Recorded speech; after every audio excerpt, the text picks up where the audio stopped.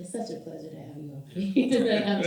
I'm just excited because they truly have some really, we're in the days of social media overnight success. It all looks good. So I really wanted y'all to hear from these folks who have been in the game for a long time. Um, you mentioned DL movies, which brings us to my next question. And I'll start with you on that one. Atlanta is widely known for our film and music industry. Right. Right?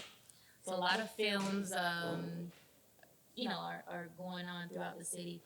What advice could you lend, say, a movie production company wants to come to town and the likeness of your work is in it?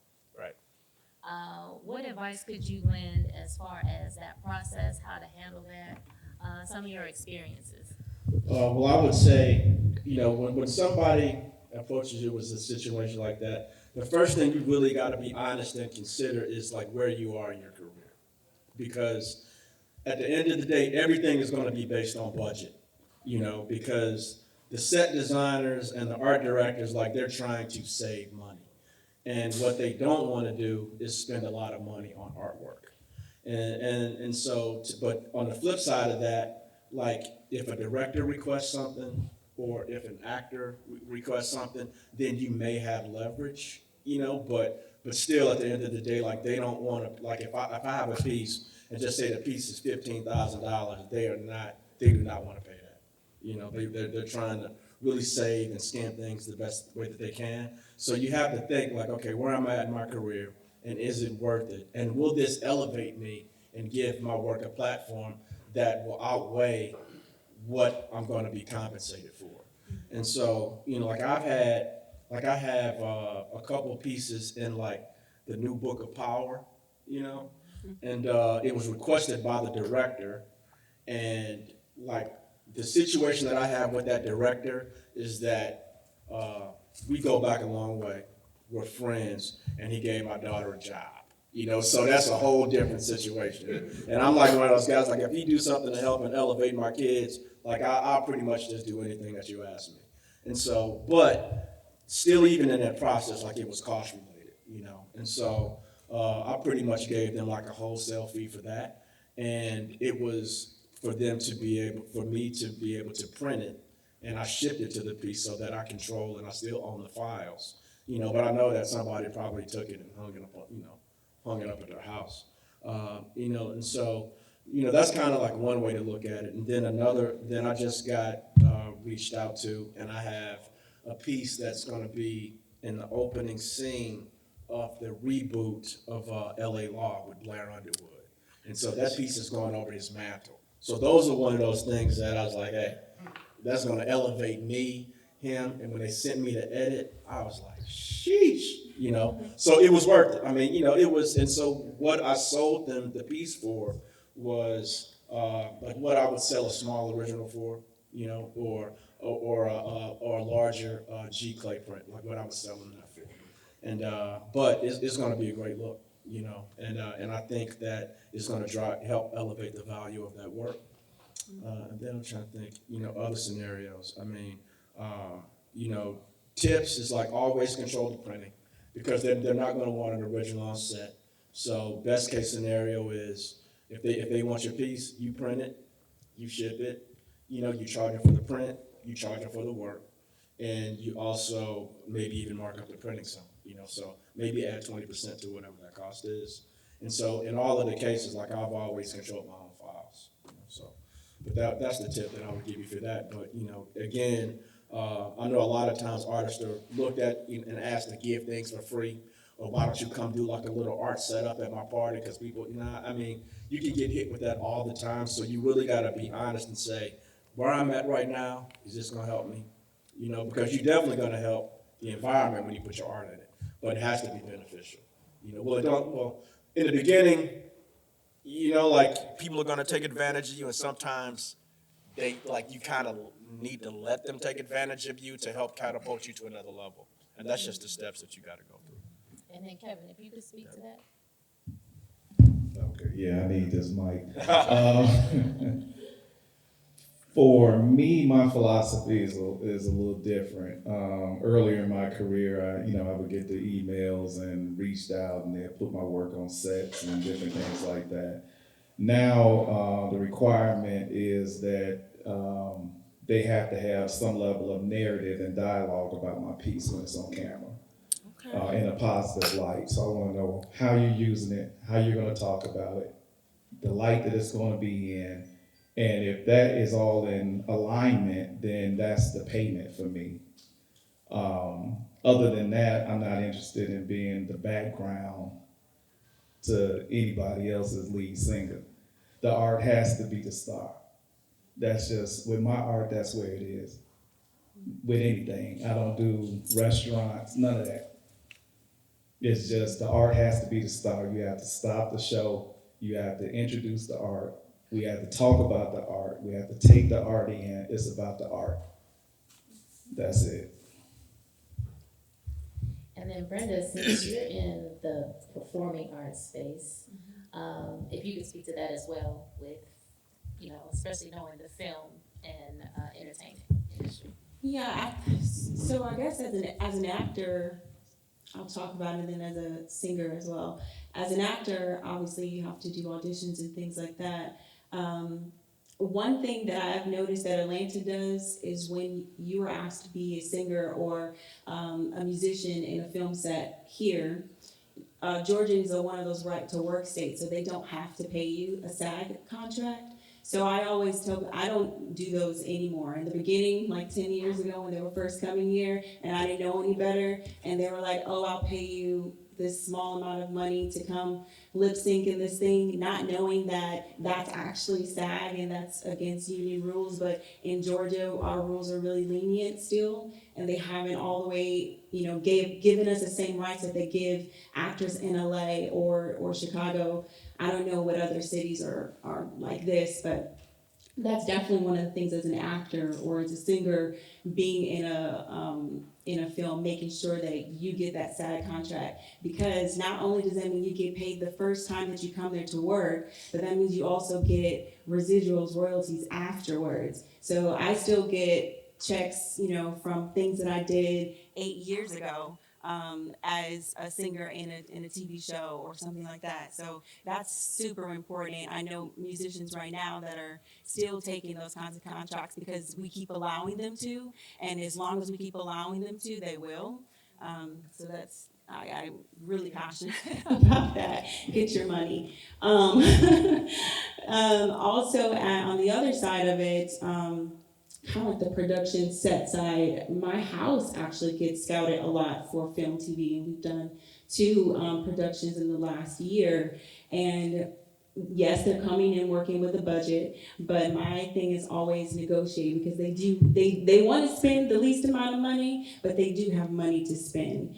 And again, they will take advantage of us because we're in Atlanta and they think we don't know how the business works. So that's my advice. Make sure you get the right contract, negotiate, and ask for, what everybody else gets. Those are great perspectives. I am very intuitive. I am a person that leads with my spirit and my heart, and so my first rule of thumb is discernment as an artist. And so I had a lot of great opportunities when I first started, but I'm not feeling this though. Like the money was there, but it just didn't feel right. But there were other opportunities that had no money on the table, but they felt good. Did you all enjoy the food today? Y'all enjoyed the food? Did you see the sticker on the cup? Yeah, so I designed that, right? And so I had just met Zach and Robin, like the second time I met them. And I was like, y'all need some art in here, and that's just me. If I have something, I thought I'm just gonna say it. I said, I need some color or something. He's like, well, give us some. I was like, well, I don't really know y'all. And God, I listen to God pretty loudly. He was like, you need to give it to him. I was like, give him some art. I need some money, But because, and I didn't even realize Zach and I's birthday are a day apart. We found that out later on. And I was like, that's why God sent me over here. You're a Taurus, And so we had a conversation. We laughed and talked. I gave it to him. And I'm a person that instead of writing my journal at night, I actually paint at night. So I digitally draw at night as my journal. So I have art through the nose. And so just because it didn't cost me anything doesn't mean I don't charge people. But when I move with my heart and my spirit, things happen. So I give them the artwork. A few weeks later, Oprah comes in town. Guess where she stopped by? Local Green Atlanta. And guess who art has been all over the world from that one opportunity? Local Green Atlanta and ABO Creations. And then a year later, Zach is like, Mel, check your email. Local Green is now heading to Disney World in Orlando, the only Black restaurant in Disney World. And so because of that one opportunity, me saying, you know what, I like you. I'm going to go with my spirit with this. And now I've gotten 2 global opportunities because my spirit told me to do it, whether I made money or not. But because of those opportunities, I now have, I can't even tell you the number that I've made just from people going into Local Green saying, I like this art over here. Who did that? Oh, my sis did that. You know, Zach is your biggest advocate. And he sent mega millionaires to me that I've now had, opportunities that don't even have a dollar amount. And so even as an artist, you don't, and no matter how big I get, I'll still take opportunities that I don't make any money from because it feels right. Because I know when I plant a seed in the ground on good ground, that it will grow. It might be like a bamboo tree. It may be slow, but in that 5th or 6th year when it shoots up, it's going to be amazing. So as I'm in my bamboo year right now, the opportunities I've gotten have been through the roof. And then we talk about Kevin being here. My first global opportunity happened. He made me apply for Spanx, had a contest. The day I went to his house was the day that the application was due. I was not going to apply because I thought I was too flamboyant for a bra for Spanx. So because I applied, that was my first opportunity globally because he had a conversation with me, said, you should just apply. Let's see what happens. And so when you move with your spirit and intuition, God will lead you in your artwork where it needs to go. So don't always lead with money. That's my personal opinion because when I gave up the looking at the dollar amount last year, I made the most money I've ever made because I stopped looking at my bank account. When I did my taxes, the lady said, you know you made like 10 times what we talked about in 2020. I said, girl, I need a bodyguard. And so, but I stopped focusing on the money and the money started to come because that was my biggest fear. Like, I don't want to be a starving artist. God was like, you never starved. In 8 years, you never went hungry. And so I stopped focusing on the money and the opportunities came. So the restaurants came and now I'm talking to 3 other restaurants that feel good and they have a budget. And so they come. So you may have opportunities where you can just get your stuff in the door. And so like just recently, somebody reached out to me. I told them my budget was $10,000. They said, we can give you 3. I said, okay, give me 3, but give me 5 more opportunities. And so they've given me 5 more. And so when I initially asked for that one little thing, I said, I'll take less. And now I'll be at Essence Fest and 4 other events after that. So I talked myself into a bigger opportunity. So don't be afraid to take less than what you asked for, but make sure you get something spiritually or something that's gonna make you get further ahead. So it's not always about the money as an artist. I know people tell you, don't let people cheat you out your money. Sometimes it's okay, but you're gonna find a way to cheat them on the other side too. Oh, now I wanna work. There you go. Those are great points. Yeah, now. So yeah, part of the reason we're here today too is, like I said earlier, inflation, cost of living, COVID, it's all on the rise. And so culturally, we have to, link arms as a village for those learning curves, be it entrepreneurial, creative learning curves, and making space. So what advice, they say if you get ready, you stay ready, you have to get ready. I can tell you that.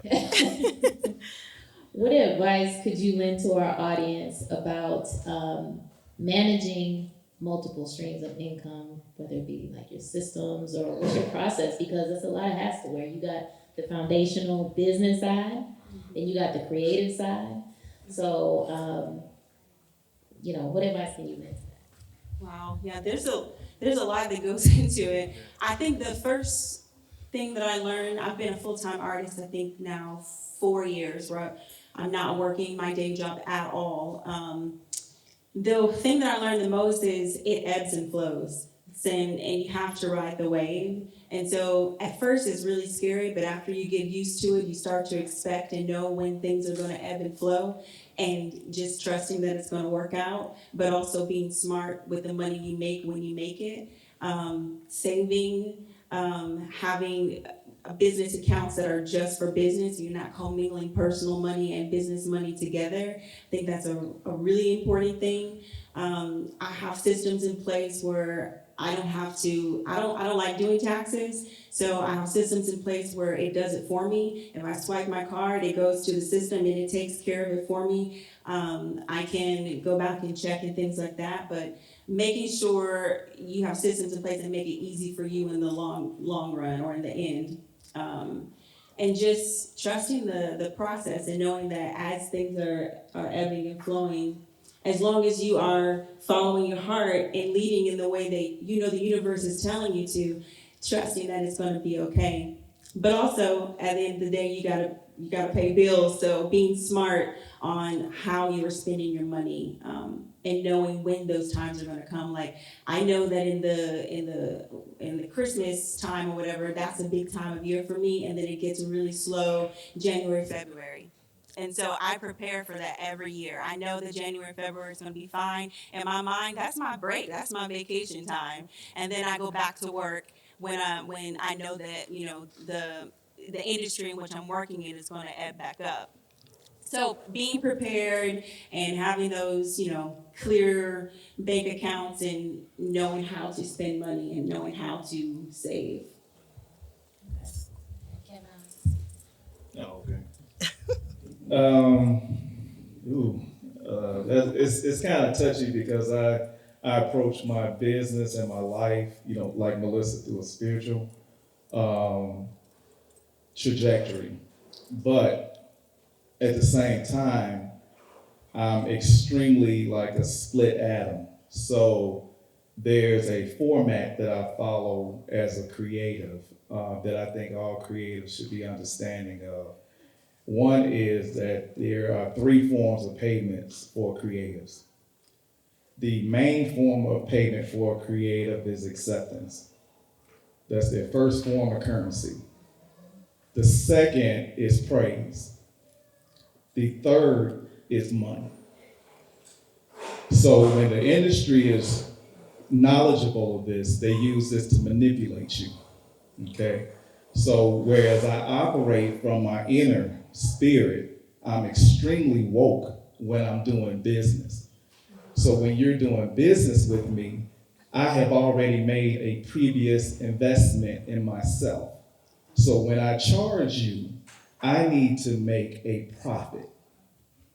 I need to take that profit, split that money, invest my money into something else outside of my creative, as well as back into my creative, and then use that money at some point to bank myself. So I have streams of income within my umbrella that generates a bank. So that's how I make my money. I may take that lowest price point and that builds my bank. What I do with that money, though, puts me in power. Whereas I can either do a gallery exhibition with a gallery, or I can rent your gallery out, do my own exhibition, take the whole bag, take that money, invest in charities, give to foundations, start my own foundations, because the money is some level of power. At the end of the day, you can reach levels, and some of these levels, like the sister said in the performing arts, I can't, Brenda, like Brenda said, you have to get the bag. You cannot go pro. You cannot go to the NBA, get to the finals, get on the floor, and then just say, ooh, I'm glad to be here. Did you get paid? Because those were the people who had the unlimited bag to pay you. And if they don't pay you, which I call client discipline, I'm hard on that. I will not sell my work to someone to discipline them that it is valuable, that I control who loves my work and who has it. Yeah. Not just your money, but because I have money, I can make that decision not to give it to you. Okay? I don't have to be an item in your collection of things if I don't feel like you actually love and appreciate what you have option to have. So the financial piece of this is extremely important. The spiritual piece is everything. You know, you have to be guided to make decisions. I just withdrew from Essence Festival. This is my first time withdrawing from Essence. But because of some of the information that I received about the control of the money that's about to happen at Essence through, a Clover POS system. And so at that point, that changes things because now you're gonna take the money that I earned, you're gonna hold my money, and then you're gonna pay me my money later when I've had to invest my money up front. And not that it hurts me as an individual, but it hurts emerging creatives. It hurts the dreamers who's taking a last dime to get to Essence. So if I can't take cash at my booth, then I can't eat that night because I done paid everything I got to get here because I believe in my shit. Do you understand what I'm saying? So when I talk to you, I'm talking from that person that has been there and also that person that's over on this side now. And I say do both. Just be woke and conscious that you get played, okay? But play the game, okay? You have to get screwed. You just decide if it's at the Motel 6 or at the Ritz-Carlton. Out of And W. on that note, hey, I'm just glad that Kevin cursed before I did. So, We knew it was coming. because I We got know it's real peppery, We know it's coming. Tabasco-like dialogue, yeah. So, I mean, I agree with what everybody said. I mean, well, Melissa and Kevin, what they spoke just about things feeling good, One thing with an artist, though, I think, like, if you creative, like, I'm one of those creative artists that almost every single idea that somebody brings to me sounds good, And so, like, I've had to discipline myself to not jump on every idea over the years, which is why I have all of this gray. And so, like, jokingly speaking, but seriously speaking, like, if you're an artist and you want to solve all your problems, you need to get a clone of my wife. Because she knows, She don't play. my wife keeps it 100% all the She time. don't play. She's a numbers person. And so, like, I could sell a piece and I could like, yeah, we made this. And she's like, nah, not really, because, it costs this, and that, and then you have to do this. And so she's a great, like, check and balance, borderline dream crusher at times. but all in love, though. And so because they cover, like, the spiritual side and just feeling good and things like that, I want to talk to you guys strictly about tactics, and things that I use to help me. So one, if you're a visual artist, archive your work at the highest level. So that means, sometimes you might have to go a step beyond the iPhone photo. Like you might have to hire somebody to photograph your stuff. Because if it's photographed at the highest level, then you can take that, you can make prints, t-shirts, etc. So don't skip on that. Research good art copy photographers and definitely archive that stuff. Arrange it so that you know where it is. A great website for that is called Artwork Archive. And so I don't know if you've heard of it or not, but a cool thing about that is one, you can upload all your artwork. And then two, you can send catalogs, you can set up private galleries, you can invoice, it tracks location and everything. So I think that's a very, very great tool, for artists to keep up with every single thing that you're doing.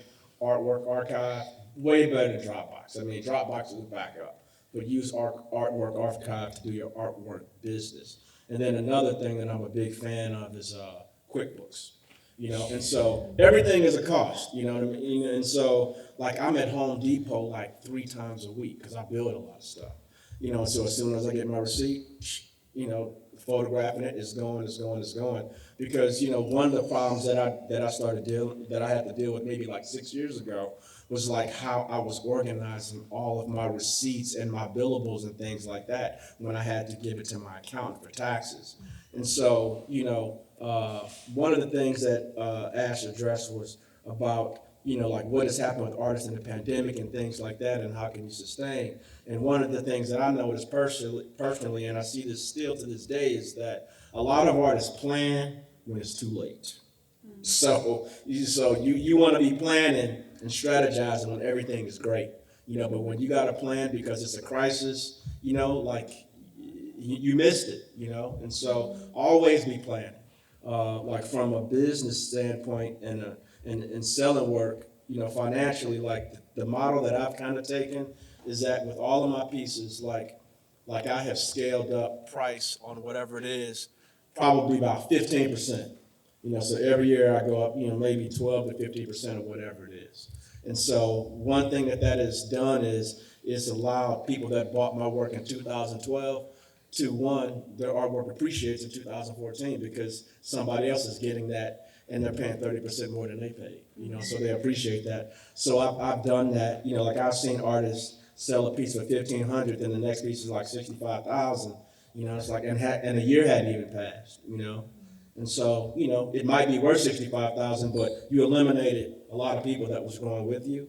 And so that's one of those gut things that, you have to decide. But like my rule of thumb is kind of scale up my prices 12 to 15% a year, And Kevin has got me on. All right, hey, so, and then I'm trying to think what else tips. I think the organizing of the assets, though. Like, I think that has been one of the best things that I've done. Like, I had a painting that I did when I was in college, like in 1992. In like 2016, a protein powder company seen it, and they licensed it, and we did a 3-year deal. And so it was literally like a piece that was just, I had a color transparency, matter of fact, it wasn't even a digital photo. I had an 8x10 color transparency when they used to use film. Sent them that, they scanned it, and they paid me in advance, and then they paid me, 2 additional years after that. So, but that comes from taking care of your work, and so just like how you say, we want to get compensated for our work, and our work has value. As an artist, you got to take care of this shit like it has value, So, there's that. Oh, I cursed you. I can't let him run up your cuss words. I got a whole bag for y'all after. Oh, Lord.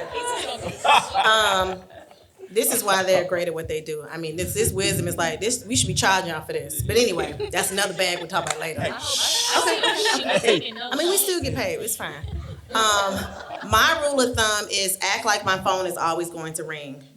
And that is, people always ask me like, oh, you get dressed so fast. So I literally have my clothes laid out. Every time my phone rings, I'm already ready. Like whether it's my clothing, whether it's my art. I don't know, a lot of you may not know, I signed a deal with Foot Locker last year. And so the opportunity came literally overnight. And so they said, well, how soon can you get me something? I said, give me about an hour. She said, no, like a whole collection. I said, yeah, give me an hour. She was like, girl, okay, girl. I was like, no, give me an hour. And so, like I was saying, all through pandemic, I was, of course, panicking a little bit, but I also was like, I'm about to prepare because we about to get into it. I felt before the whole George Floyd and all those things happened, I felt like something big was going to happen, but God needed to push us into the caves. So I went to work. And so I had over 100 patterns in my laptop. And I just painted every day. I would go home, watch Golden Girls, because wasn't on no TV because we locked in the house. I don't watch everything on Netflix from the top to the bottom. I said, let me go back. So God gave me an idea to pay homage to the 80s, pay homage to the 90s. So I'm doing crazy prints that you would have seen back in the day on Living Color. So I'm doing prints. And so fast forward to March, April of 2021, they said, can you give me about 5 to 7 designs? I said, give me an hour. And so I pulled out an entire collection within an hour, went on Canva, and put a whole portfolio together. And the number one seller is one I had laying around my house.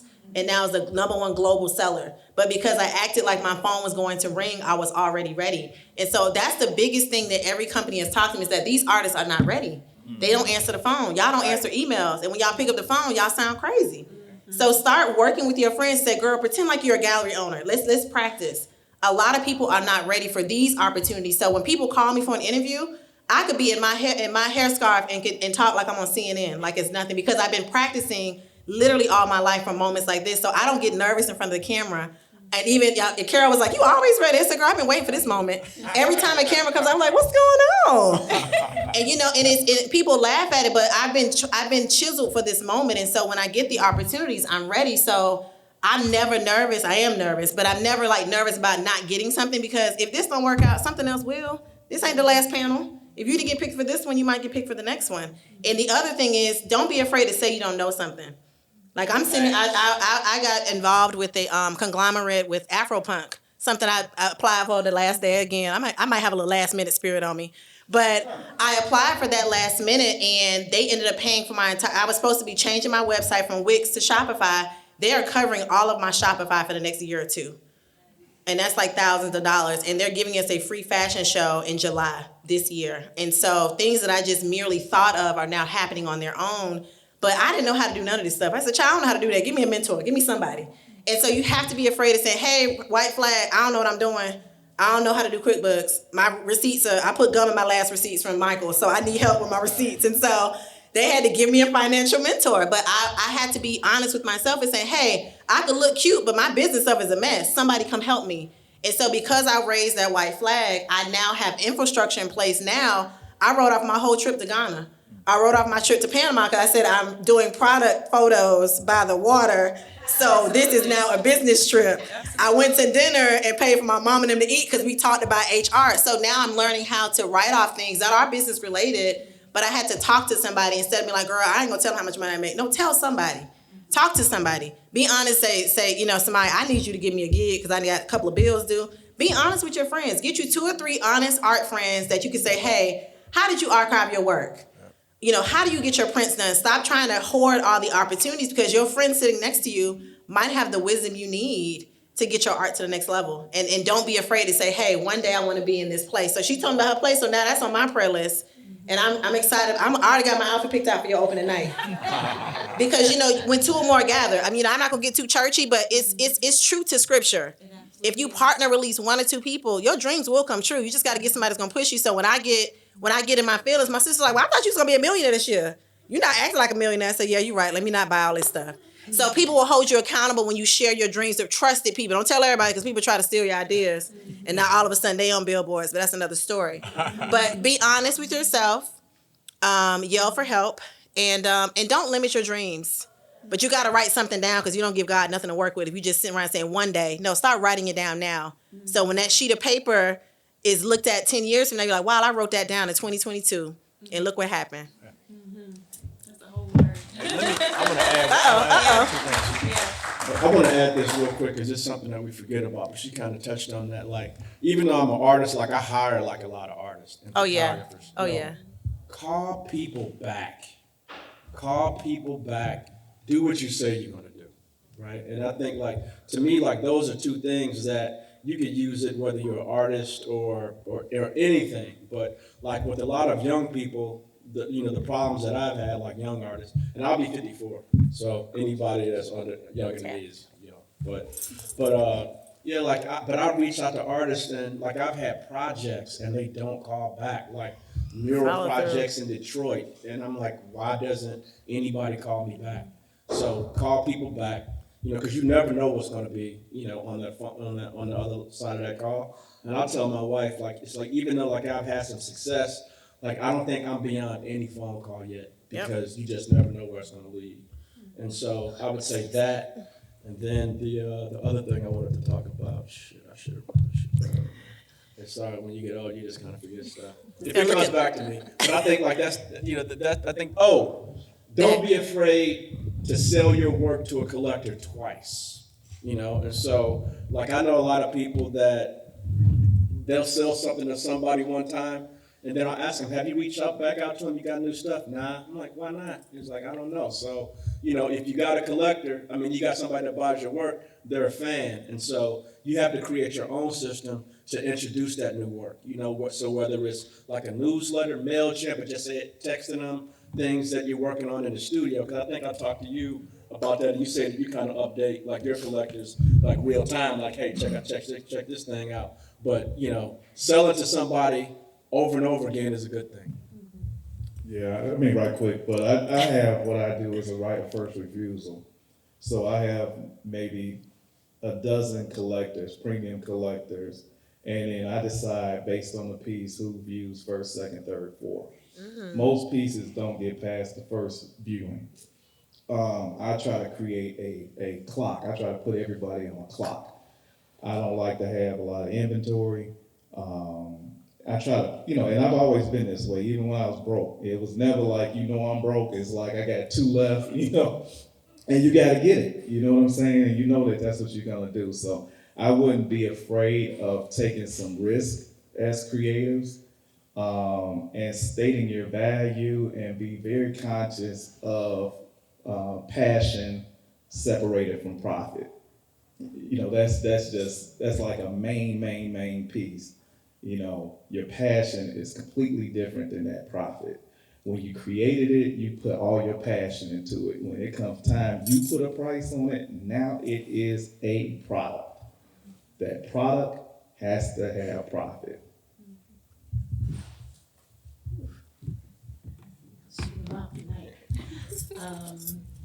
So to those points, you know, we're talking about multiple streams of income and managing it all, wearing hats. DL and Melissa, y'all mentioned who you work with, right? And if each of you can speak to, you know, we've organized teams and how that looks like from an operating standpoint, right? Of you're just like, it's one thing to organize a team for a project, but it's another thing to have a team to, when you have a powerhouse of a wife like Lisa Warfield, you know, because that's important because all this is about flow and systems, right? And how well our systems flow to be able to,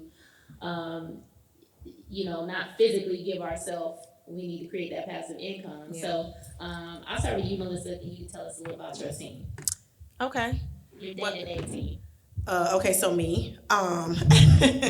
So I was growing up. I was always fascinated with the Black Wall Street and Harlem Renaissance and all those things, right? And so you looked at those pictures, and many people will be sitting with the same hairdresser who might have been their friend, who was also their doctor, their lawyer, all those different things. I said, you know, one day I'm going to make sure my team looks like me. And so when I got my first opportunity with Spanx, I was panicking because I didn't have a team. I'm still going to work every day. I was like, I need a PR team. And so at the time, my sister just got a junior publicist role at Cartoon Network. And I was like, so instead of trying to find somebody to do it, I said, let me empower the team that I have next to me, right? And so my sister's like, I ain't never did it either. I said, we're going to figure this out. And so we are, you know, we're ideating at home because at this point I'm still living at home. And so I said, you know what? We're going to figure this out together. So if we win, we're going to win together. And we did.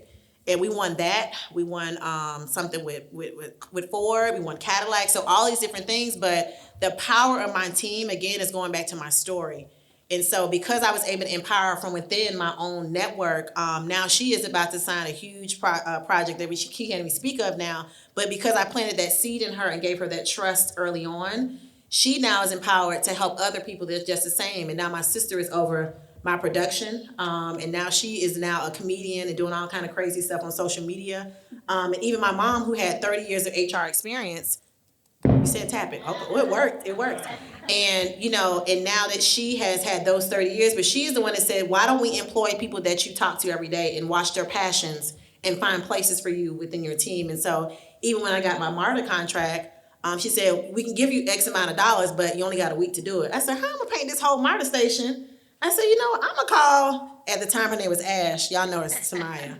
I'm trying to get her name together. But at the time I said, right, but at the time it's like, you could take home 20, 30, 40,000, but why not take home 10 and have your homegirl make 5 or 10 too, right? And then after that one opportunity, it was only supposed to be up for 3 months, and now it has been the longest running mural at MARTA, now going on 2 years. And so, and those opportunities from everybody passing by that MARTA mural, now Powerhouse Creative is in the mind of MARTA every time they go for a project. Can you call your friend Ash, that girl Ash? Can you call her? And so I not only empowered myself, but now I put my sisters in place to now also to make money. So a lot of times before you go out and try to look for these perfect people for these roles, you might be sitting next to your accountant. When I got the call from Foot Locker, I called my homeboy from college. I forgot he had finished law school. He was at the #1 entertainment law firm that manages Jay-Z. He said, I'll do it for free. He said, I'll do your trademark, I'll go over your contract, tell them that you got a lawyer, and drop my firm name. And they were like, oh, yeah, we'll let you know when we're ready. And so because I had that relationship, it was a phone call away. So what could have cost me $1 million was a relationship building. So don't be afraid to build real relationships, not using folks, but genuine relationships. So when a call comes for another $40,000, $50,000 mural, it's merely a text message away, and I got my whole team ready to paint within 2 days. Oh, I did it again. And so that's for me, it's network, valuing your network.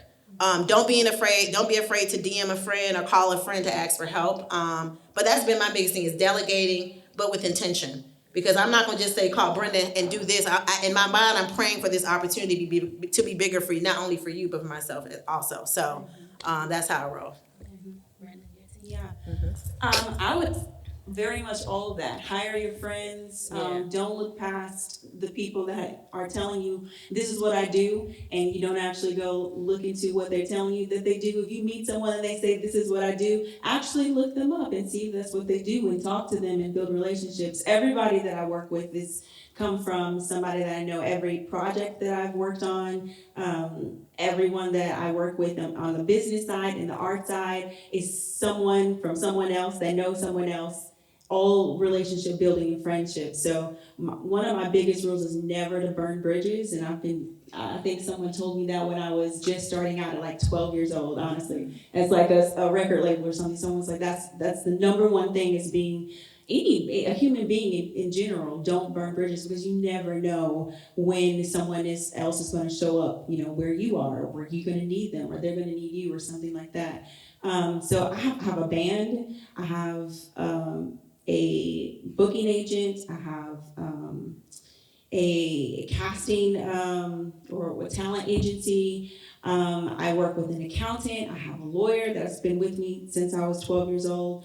And all of these people have come into my life, are all friends. We all support each other. And so I would say, like the people that you work with as well. That's a big thing. I think I heard Kenny Leon say one time when he's casting for Broadway, and it comes down to two people in a role, and they're both extremely talented. One's an asshole and one's a nice person. It doesn't matter if in that last audition, the person that was not a nice person was the best. We're gonna pick the person that was the nicest, that you like to be around. Because when it comes to business, to me, it's very spiritual as well. So I wanna make sure that I am on the same wavelength as the people that are on my team.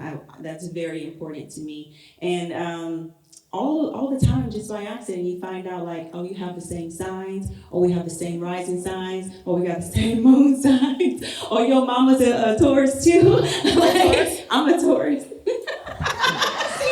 This is what I'm saying. It works that way. May 14th, I just had a birthday. I just had a birthday. What's your birthday? May 11th. This is what I'm saying. I'm tired of God. Go ahead, girl. That's crazy. Listen, the universe listens. That's crazy. That is also one of the biggest lessons I have learned in being a human being and an artist. The universe listens. If you write it down, if you are intentional, it will come back to you. And I think they say the same, like, our greatest fear is that we are more powerful beyond measure. It's true, because when you start to think about how much power you actually have, and you have self-deprecating thoughts and things like that, you start to realize those things are you're self-actualizing those things. Yep. So I think it's extremely important for the people around you to be on a good wavelength that you are as well. My Taurus sister. That's crazy. Well, my initial team, chronologically, was the hype boy, the hype man homeboy, the guy off the block that believed in you and, really rolled around with you, helped carry the paint, told everybody you was the next thing coming, you was hot, and they were like, Whack who? What's his name? That guy was like the first team. The second team was like the death row era, where I had like literally a 50% partner in my publishing company. And that's what blew it up to a global phenomenon when I had that partner. But the day that we chopped out our deal, we were driving from Chicago to the Circle of Sisters in New York City festival. And we went a Toyota Corolla that could barely make it down the highway. And he said, look, you don't know what you're doing. He said, we need to be partners. He said, I give you a 50% partnership. He said, no artist will get that. What they'll get is a royalty with a publishing company. He said, but I'm gonna give you 50% ownership in yourself. I said, okay, That sounds pretty good, I guess. He says, but this is the thing, all partnerships come to an end. He told me that day one. 8 years later, I'm single then, so I'm in California, up in the Oakland Hills with some beautiful sister, and I come back to Atlanta, and the warehouse doors, the lock's been changed. And I'm like, oh man, what's going on? Hey, you changed the locks? He said, hey, I want to sell your artwork, but I don't want to have to answer to you. We split. I left half the inventory in the warehouse. I'm gonna take half. Good luck. I said, wow. Are you sure this is what you want to do? I asked him 3 times. He said, why you keep asking me if that's what I want to do? Now, I had a whole team. I had the partner, I had staff, I had shipping people, I had a secretary, the whole 9. Everything snatched. I go to the banks. Money gone. Okay? My tax account, which had $250,000 in it to pay my taxes, gone. Wow. Okay, I'm buried in tax debt. This is my team now. I'm buried because see, once the money comes, the team can change on you. They can be cool up front when it's just a dream.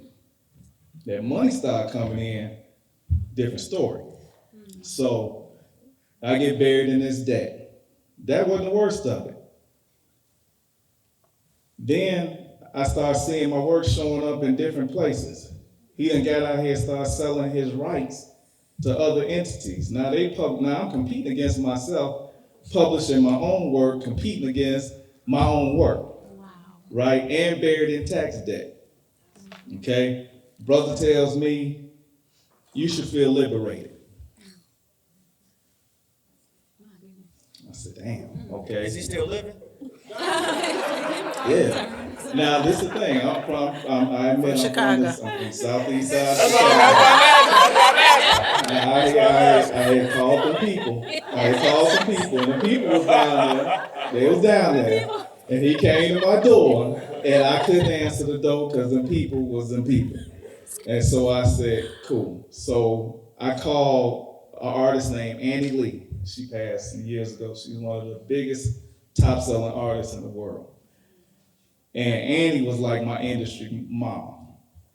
And she said, "Whack." She said, it was 52 paintings. I'll never forget. It was 52 images. And just to give you a scope of this was 1998. My 52 images were doing probably approximately 150 to 170,000 in sales a month. She says, that's a blink of your career. She said, don't let that bring you down. She said, baby, what I want you to do is go get you a canvas. She said, art got you into this mess, art will get you out of it. It literally saved my life. Come to find out, the brother had got on drugs. Now, this is a brother who had a master's in statistics, was an architect by trade, was married, had kids, came to Atlanta, lost his mind. As they all do. Okay? As they all do. Came to Atlanta, lost his mind. When he realized I had the upper hand, because he knew how much money we made. So when I painted my next picture, this goes to our faith piece. I painted a painting called Step Out on Faith. Yeah. Before I painted that painting, most of my work was more sensual and erotic and so on and so forth. So I painted this piece about my faith. And it was literally a dream I had that woke me up. And he said to me, I ran into him at a big show in Philadelphia called October Gallery. And he said, well played. I said, what you mean? He said, you was paying attention to me. He said, most artists don't pay attention. I said, I always want to know how I'm making my money. I said, the only piece I was missing, because I was so attached emotionally to my work, was when you left, all the clients left with you because they knew you ran a company. The one company you didn't sell to for 7 years was this Jewish guy named Bruce Teleke out of New York. That was the one call I made, was to Bruce. Bruce flew to Atlanta, had dinner with me, and I said, if you buy anything new I produce, you have to buy all my earlier work too. And so I started connecting pieces to my previous catalog and put every company that turned their back on me out of business. Okay? That was something that taught me about the team piece. Okay? Now my team is like my wife, you understand? My son, you know what I'm saying? Period. You know, I got my bookkeeper and my accountants, I have to keep my eye on them, but you know, it's a different ball game. So you can build an empire, but I promise you to please, not that it has to happen to you, be conscious of when the money comes. It is money. Be careful. My last secretary worked for me for 8 years. When the company split, she came work with me. And Mr. Gilbert knows her well. I told Mr. Gilbert one day, I said, man, she sure been dressing nice. She got a lot of designer stuff. And, you know, I said, she must got a new Wearing boyfriend. Melissa Mitchell stuff. I said, So she's must spending got a money. new- I said, she must got a new boyfriend, right? And so a distributor I supplied said, hey, look, man, she's taking out stuff out the back door on you. I said, you got to be kidding me. I said, I trust this sister with everything. Okay, and that was my biggest lesson, was that I wasn't as good a judge of character as I thought. So for me, the trauma of team is a little different. I'm extremely cautious about this team I'm building now. I have gone as far as what you said, like the closest person to you, when I got commissioned by the PGA to do the piece for the museum, and they said, well, we're gonna bring you down to your agent. I didn't have an agent. So there's an artist, you may want to Google her name, Phyllis Stevens. She's a quilt maker. She's a blue chip artist, quilts sell for like $150,000 a piece. I called Phyllis and said, Phyllis, look, I need you to pretend like you're my agent. Ride You with me roll real down quick. here to New Orleans. We finna roll down here to New Orleans. And Phyllis doing her little, I forget what it's called, a scholar suit or something like that. We went down there and we played the whole role. But I knew that Phyllis wouldn't do me. You know what I'm saying? She wouldn't screw me over. So I be very cautious about your teams. That's the moral of my story. Yeah. It's on. No, yeah, you should definitely be cautious. I would probably say, like, my team, a lot of the people that make up my team, like, we go back to like 1982, 83. So That was a good like year. a lot of them were childhood friends. So those guys would be attorneys.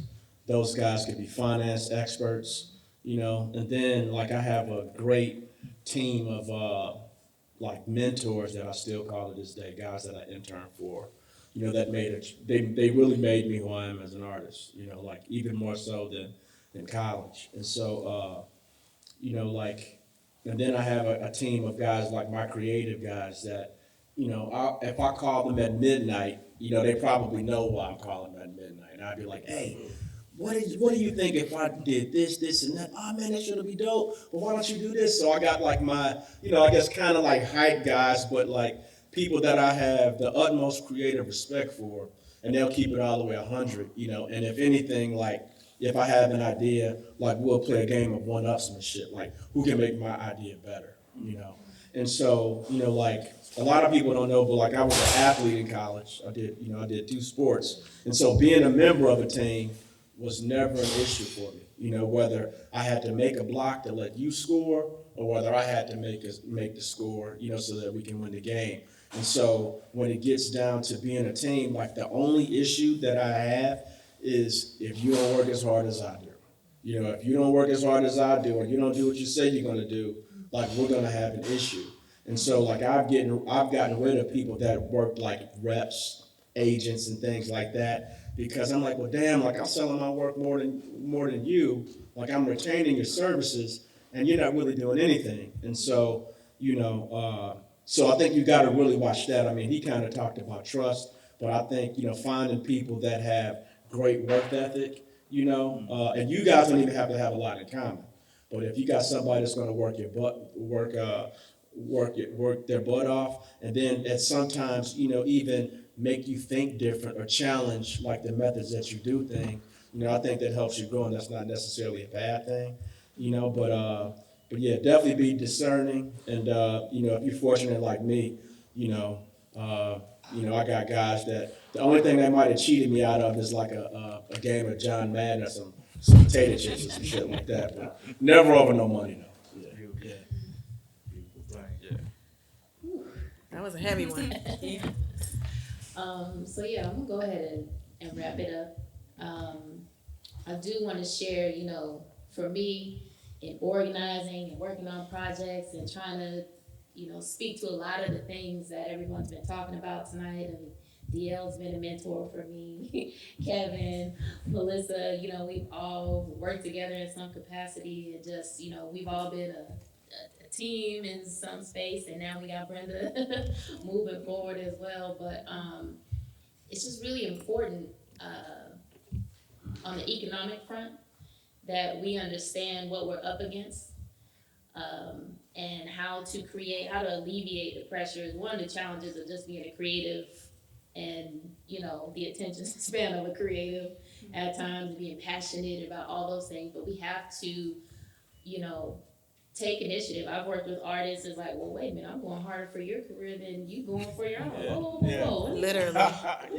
Yeah. So it works that way on both sides, and it's just like we have to be more aware of the things that which we don't know, and take more initiative to. All right, you talked about the ebbs and flows of business, especially as a creative, when your funds, come at different times. You might work with a nonprofit or a government organization where you might have got the gig, but you might not get paid for another 3-6 months. Mm-hmm. So we need to it's the mindset, before we talk about anything, it's the mindset of having a sustainable career, and the times that we're up again, our financial responsibility about, to DL said, I'm a business, and being businesses. So some of the things we've been talking about with this NBAF Artist Fund cohort components, these cohort members have been learning taxes, financial literacy, NFTs, NFTs with Mr. Souls, taxes with the Sohail Galbraith of Galbraith Solutions. Brandon from Butter ATL, learning how to balance your business and your personal. Kareem Latif, learning how to do sponsorship decks and things like that. People who have really mastered this. Jaleesa White Smith, the executive of Mint Gallery, learning how to get grants and everything, all the components that we need to operate our businesses. But most importantly for me, it's about quality of life. I want us to have whatever we want to have, because we're storytellers, we're preservers of culture. Artists have captured history since the beginning of time, and especially in these times what we're up against, whether it be in the city of Atlanta, as Black folks in this country, whatever we're journalists in a sense. So whatever way we're communicating, we need the resources to be able to do so. So Tap it. Tap the mic. So yeah, just I'm grateful to all of our panelists tonight, especially for sharing such knowledgeable information, and just want to remind creative entrepreneurs, Black creative entrepreneurs, as much as possible, stop getting distracted. We're up against a lot, and being mindful and intentional. Because I want us to have, you want to buy a house, okay, go buy a house. You want to travel, go have the experience. So I just want to go ahead and wrap that up, and we'll open up the floor to our audience.